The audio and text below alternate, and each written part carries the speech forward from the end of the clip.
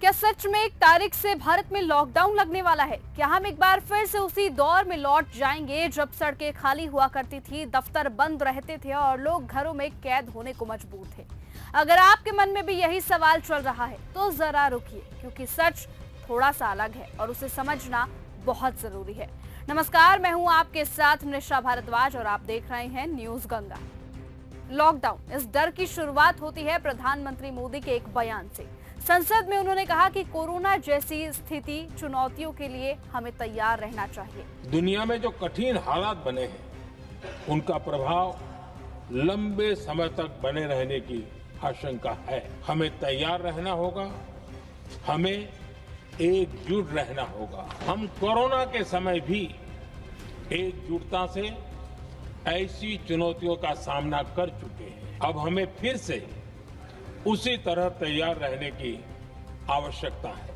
अब जैसे ही ये लाइन सामने आई, सोशल मीडिया ने इसे अलग ही दिशा दे दी। लोगों ने इसका मतलब सीधे लॉकडाउन से जोड़ दिया। और फिर क्या, गूगल पर लॉकडाउन इन इंडिया ट्रेंड करने लगा। व्हाट्सएप पर मैसेजेस सर्कुलेट होने लगे कि 1 तारीख से सब बंद है, यानी कि आधी जानकारी ने पूरा डर पैदा कर दिया। अब असली सवाल क्या है? असली सवाल ये है कि क्या हालात सच में इतने खराब हो गए हैं? तो इसका जवाब है नहीं, क्योंकि पूरी कहानी आपको समझनी जरूरी है। इस बार खतरा कोरोना जैसा कोई वायरस नहीं है, बल्कि पश्चिम एशिया में चल रहा तनाव और युद्ध है, जहां से भारत को बड़ी मात्रा में तेल और गैस मिलता है। और अगर वहां सप्लाई प्रभावित होती है तो इसका असर हमारे देश में पेट्रोल, डीजल और एलपीजी पर पड़ सकता है। और यही वजह है कि कुछ जगहों पर लंबी लाइनें दिखी हैं, लोगों में घबराहट बढ़ी है। लेकिन यहाँ पर ध्यान देने वाली बात यह है कि सरकार इस स्थिति को पहले से समझ रही है और तैयारी भी कर रही है। भारत अब सिर्फ कुछ देशों पर निर्भर नहीं है, बल्कि 40 से ज्यादा देशों से तेल आयात करता है। साथ ही साथ करोड़ों टन का स्ट्रेटेजिक रिजर्व भी रखा गया है, ताकि अचानक से संकट आने पर देश संभल सके। यानी कि ये साल 2020 जैसा अनजान संकट नहीं है। इस बार अनुभव भी है और तैयारी भी पूरी है।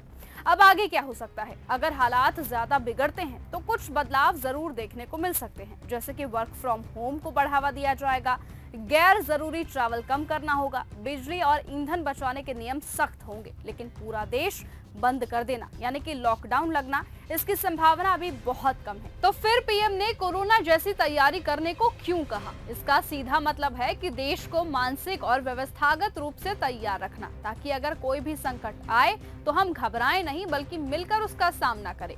लॉकडाउन को लेकर देश भर में फैल रही अफवाहों के बीच सरकार का बड़ा और साफ बयान अब सामने आया है। केंद्रीय मंत्री हरदीप सिंह पुरी ने स्पष्ट रूप से कहा कि देश में किसी भी तरह का लॉकडाउन नहीं लगाया जाएगा और यह पूरी तरह से अफवाह है। उन्होंने ये भी बताया कि पेट्रोल और डीजल को लेकर जो डर फैलाया जा रहा है उसका कोई आधार नहीं है।